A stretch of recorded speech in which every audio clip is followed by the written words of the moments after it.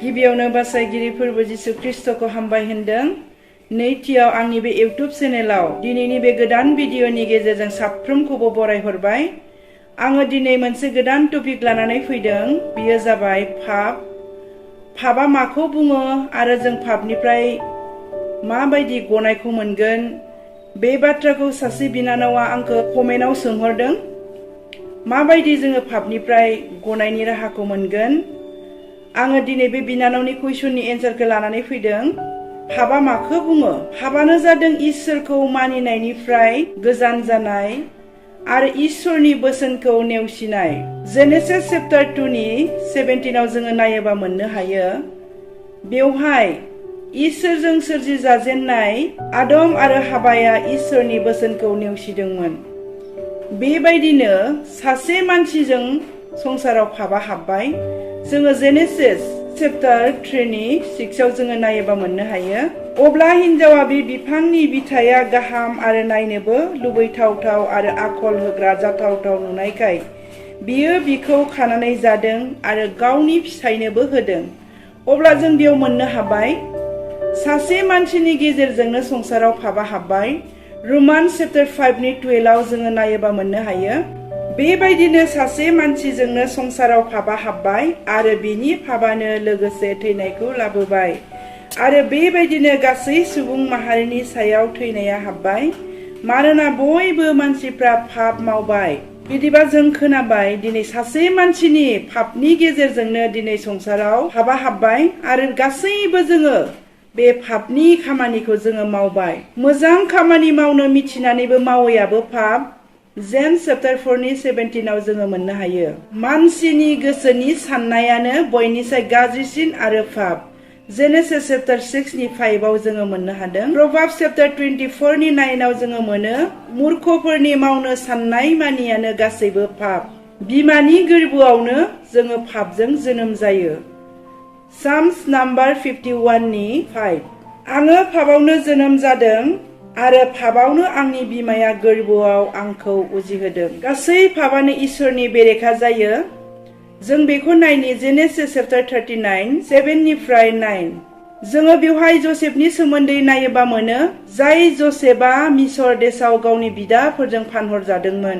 मिसर देशनि फाराव राजाया बेखौ मोनसे समाव गावनि खुगानि जानाय आदारखौल' फाराव राजाया लानानै गासै मिसर देशनि इखथियारखौ जसेफनो होदोंमोन।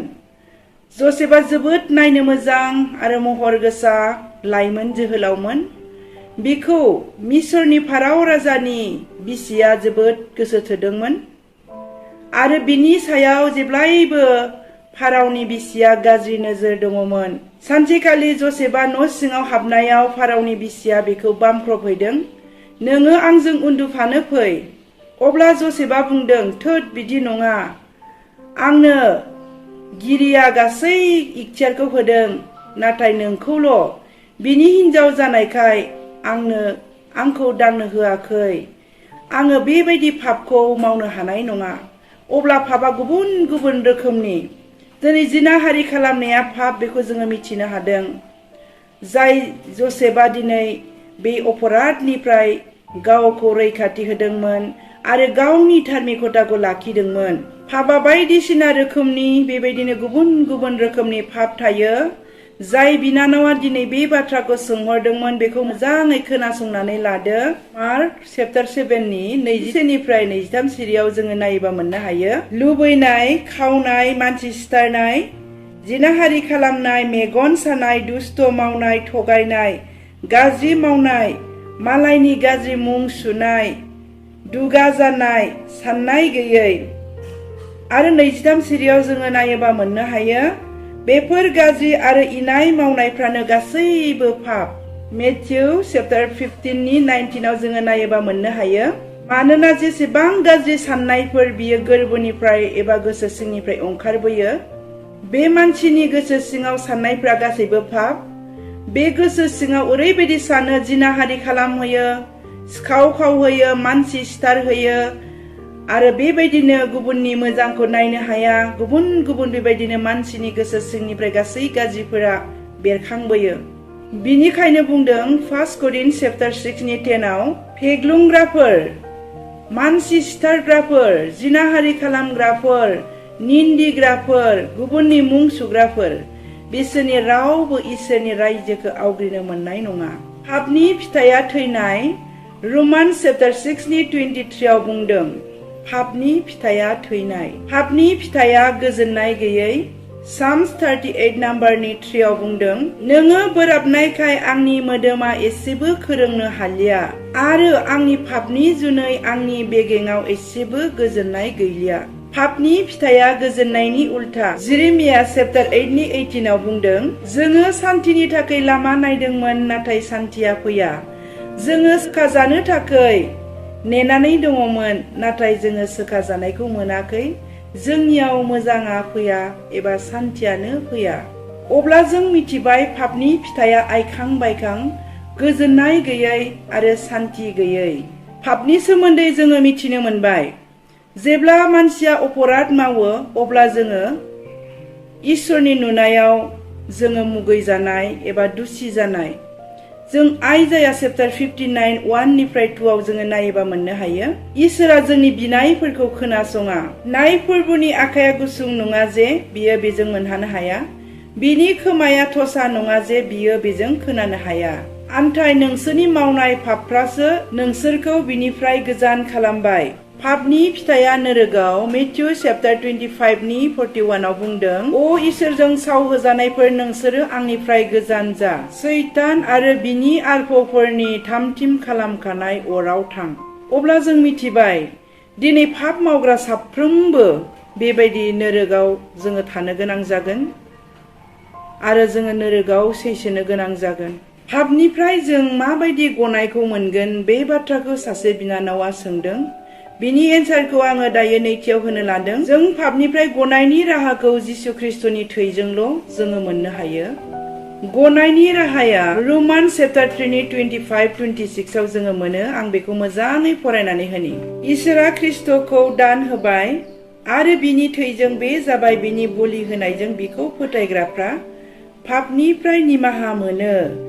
जिसुखौ फोथायग्रा साफ्रोमबो धोरोमिया खालामजागोन। जों मिथिबाय पापनिफ्राय गनायनि राहाया जिसु ख्रिस्टनि थैजोंल'। जायहा जिसुखौ फोथायो बियो गावनि गोथार थैजों बिसोरखौ धोरोमिया खालामो। जिसु ख्रिस्टखौ धोरोमिया होननानै नाजावनायानो गनायनि राहा। जन चैप्टार 3 नि 16 आव बुंदों मानोना इसोरा संसारखौ इसिग्राब अनबाय, बियो गावनि सासेल' बिसा हौवाखौ जोंनो ओरैनो होबाय, बिखौ जाया फोथायगोन बियो आद्रि जाथारनाय नङा, आन्थाय जोबनो गैयै गोथांखौ मोनगोन। पापनिफ्राय गनायनि राहा पासनि कर्म 2:38 पदआव जोङो नायोबा मोननो हायो। पितरा बिसोरखौ होनदों नोंसोर साफ्रोमबो गाव गावनि पापफोरनिफ्राय गोसो फाफिन आरो जिसु ख्रिस्टनि मुङै बाप्तिस्मा ला, अब्लानो नोंसोरनि पापफ्रा निमाहा होजागोन आरो नोंसोरो गोथार जिउजों साफ्रोमबो सुफुंजागोन। पासनि कर्म 16:25 निफ्राय 31 पदआव जोङो नायोबा मोननो हायो। जों माबायदि बासायजागोन जों बेखौ मोजाङै मोननो हायो। जेब्ला सिलियास आरो पौला जिसु ख्रिस्टनि गाहाम रादाबखौ फोसावदोंमोन अब्ला बे समाव बिसोरखौ जोबथेसालियाव जोबनानै दोनदोंमोन आरो गोग्गोम जिनज्रिजों खानानै बिसोरखौ जोबथेसालियाव दोनदोंमोन आरो जेल दारगाखौ बुंदोंमोन बिसोरखौ मोजाङै डिउटि हो एबा नेबाय था। बे समाव सिलियास आरो पौला जोबथेसालियाव गोबारै बिसोरो आरज खालामदों। जेब्ला बिसोरो आरज खालामदों अब्ला जोबथेसालि सिङाव थानाय गुबुन गुबुनफ्राबो बिसोरनि आरजखौ खोनासंदों। बे आरज खालामनाय हराव बांग्रि मावदों आरो बांग्रि मावनानै बिसोरखौ खानाय जिनज्रिफ्रा जदों आरो गासै दरजानि साबिफोरा गेवजोबदों। जेब्ला सिरि मोननानै जेलदारगाया नायो जोबथेसालिनि दरजाफ्रा गेवजोबनाय, बियो गिख्रंनानै थुंग्रिजों गावखौ फोजोबनानै लानो हास्थायदोंमोन। बे समाव पौला बुंबाय अ नोंथां जोङो बेयावनो दङ, नोङो गावखौ नस्थ' दाख्लाम। जेब्ला पौला बे बाथ्राखौ बुंदोंमोन अब्ला जेल दारगाया अर बिहरनानै थोर थोर मावनायजों सिलियास आरो पलनि आथिं गुदियाव आन्थु खरायदों। जोङो 30 सिरियाव नायनि बे जेलदारगाया मा बुंदोंमोन। जेलदारगाया बिसोरखौ बाहेराव लेंहरनानै बुंदोंमोन, "अ गुरुफोर, बासाय जानायखौ मोननो थाखाय आं दा मा खालामनांगौ?" अब्ला पल आरो सिलियासआ बुंदों, "फोरबो जिसुखौ फोथाय, अब्ला नों आरो नोंनि नखरा बासाय जागोन।" जोङो बे बाइकनि गेजेरजों मिथिनो हाबाय, जोङो बासाय जानायखौ जिसुजोंल' मोननो हायो। जोङो पासनि कर्म 4 अध्याय 12 पदआव नायोब्ला मोननो हायो। पापनिफ्राय गनायखौ बिजोंल' मोननो हायो। बेखौ नागारनानै पापखौ उद्रायनो हाग्रा संसाराव आरो गुबुन मुं गैबावला। 1 सन चेप्टार 1 नि 9 आव जोङो नायोब्ला मोननो हायो, जोङो जोंनि पापफोरखौ सिमान लाब्ला इसोरा गावनि जबानखौ लाखिगोन आरो जोंखौ गासै अधोरोमियानिफ्राय फोथारगोन। इसोरा जोंखौ सिमान लानायखौ हास्थायो। जोङो पाप मावोब्ला जोंनियाव गोसो फाबफिननाय आरो गोसो गाबनाया जोंनाव जाथारनांगोन। बेखौ आङो सिगांनि मोनसे भिडिअआव बुंलांखाबाय, उन दाहा। जों माबायदि उन दाहा खालामनांगौ बेखौ बेयाव नायफिनदो। इसोरा जोंनि सिमान लानायखौ नागिरो। लिभि पुस्तक लिभिटिकास चेप्टार 5 नि 5 आव बुंदों, सोरबाया पाप मावोब्ला बियो सिमान लाथारनांगोन। आरोबाव बुंदों, प्रभाब्स चेप्टार 28 नि 13 आव बुंदों, नोङो पापखौ दोनखोमानानै माब्लाबाबो जौगानो हानाय नङा। नोङो बेफोरखौ नागारदो आरो गावखौ इसोरनो गथायदो आरो सिमान लादो। आरो 14 सिरियाव बुंदों, नोङो गावनि गोसोखौ गोरा खालामोब्ला आरो सिमान लायाब्ला नोङो फोरबोनिफ्राय अनखां जानायखौ मोननाय नङा। जेब्ला जोङो जोंनि पापफोरखौ सिमान लायो, अब्ला इसोरा मेगन खेवनानै नायो आरो जोंखौ गासै अधोरोमियानिफ्राय निमाहा होनानै जोंखौ सोखायो। साम्स नाम्बार 32 नि 5 आव जोङो नायोबा मोनो। बे बाथ्राखौ आङो उन दाहा खालामनायनि सोमोन्दै आं मोजाङै बुंखाबाय। बेखौ नोंथांमोना सिगांनि भिडिअआव थांनानै नायहैदो। आङो पापआ माखौ बुङो आरो माबायदि पापनिफ्राय जों गनायनि राहाखौ मोनगोन, बे बाथ्राखौ आङो गोलाव बुंनो सानाखै। मानो होनोबा आङो सिगांनि भिडिअफोराव पापनि सोमोन्दै गोबां बुंखाबाय।